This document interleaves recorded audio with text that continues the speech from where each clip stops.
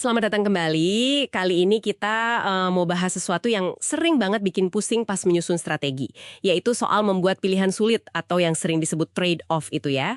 Kayaknya hampir tiap keputusan strategis tuh ada aja yang mesti dikorbanin kan? Apalagi kalau sumber dayanya terbatas atau tujuannya malah saling bertentangan. Nah, sumber kita kali ini dari beberapa panduan strategi HBR nih. Fokusnya jelas banget gimana caranya kita menghadapi pertukaran ini. Mulai dari ngerumusin sampai ya implementasinya gitu. Misi kita kali ini adalah membedah cara-cara praktis buat mengevaluasi pilihan, netapin prioritas, dan juga ini penting nih, berani mutusin apa yang nggak bakal dilakuin. Oke, kita gali bareng-bareng ya. Panduan HBR tentang thinking strategical itu kan nyaranin langkah awal yang kedengarannya simple banget ya. Bikin daftar pro dan kontra. Tapi sepraktis itu kah? Atau ada lebihnya? Ya itu fondasi bagus sih. Tapi bahayanya kalau kita cuma berhenti di situ. Daftar pro kontra aja tuh belum cukup. Seperti yang ditekankan di panduan itu juga, kuncinya kita mesti mikirin konsekuensi atau hasilnya. Jangka pendeknya gimana, jangka panjangnya gimana. Misalnya nih, lagi ada godaan kasih diskon gede buat produk yang lagi agak seret penjualannya. Wah, kedengarannya OP tuh buat naikin penjualan cepat. Nah, iya kan? Pro jangka pendeknya jelas.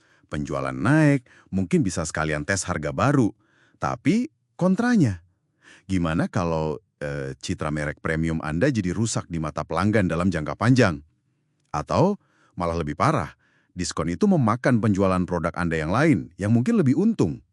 Nah, trade-off sesungguhnya di situ tuh. Keuntungan sesaat ini dibandingin sama kesehatan merek dan portofolio produk dalam jangka panjang.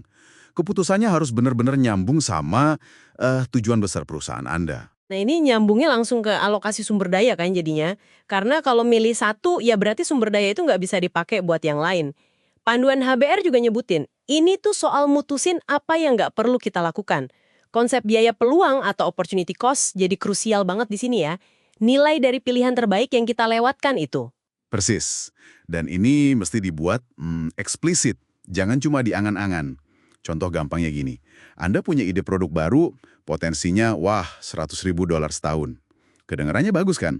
Tapi gimana kalau sumber dayanya, timnya, anggarannya, waktu manajemen, itu harus ditarik dari produk lama yang udah stabil ngasih $50.000 setahun. Nah itu sepadan nggak? Itu bukan cuma soal angka 100.000 versus 50.000 loh ya. Ada risiko produk baru, gimana? Fokus tim jadi pecah, terus nilai stabilitas produk lama gimana? Biaya peluangnya itu, wah mesti dihitung bener-bener. Misalnya nih, perusahaan pengennya efisien, neken biaya gitu, tapi di saat yang sama harus inovatif juga. Ini kan seringkali butuh pendekatan yang beda banget. Wah ini pertukaran klasik nih. Dan seringkali yang paling bikin, pusing. Panduan HBR itu ngupas beberapa pertimbangan penting di sini. Pertama, soal urutan atau sequencing. Mana dulu yang mau didahulukan? Mungkin perlu fokus efisiensi dulu, biar ngumpulin modal gitu ya, baru nanti diinvestasiin lagi ke inovasi. Atau malah sebaliknya. Ini tergantung banget sama konteks strategis Anda. Kedua, soal kapasitas atau bandwidth. Tim Anda itu realistisnya sanggup nanganin berapa banyak inisiatif gede sekaligus. Ini sering banget remehin loh. Akibatnya yaitu inisiatif overload. Kebanyakan proyek, semua jadi setengah-setengah.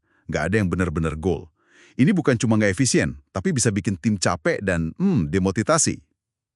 Oke. Dan yang ketiga tadi soal talenta ya? Punya nggak orang yang pas buat ngerjainnya? Betul banget. Tim sales yang jago jualan produk massal belum tentu punya DNA buat jualan produk premium, ya kan?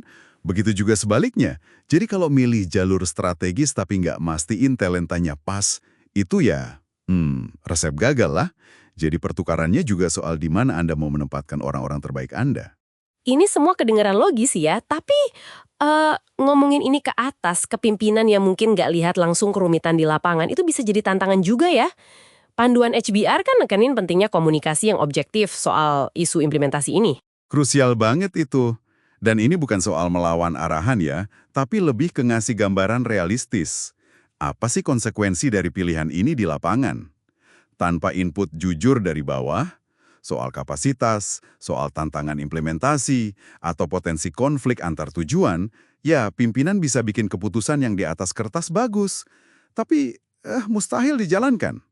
Ada juga jebakan lain namanya tirani tujuan antara atau tyranny of intermediate goals. Maksudnya gimana tuh tirani tujuan antara? Itu tuh, kita jadi terlalu fokus ngejar target-target jangka pendek atau metrik per departemen aja.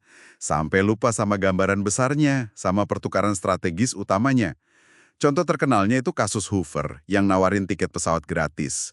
Tim marketingnya mungkin ngerasa sukses banget target partisipasi tercapai.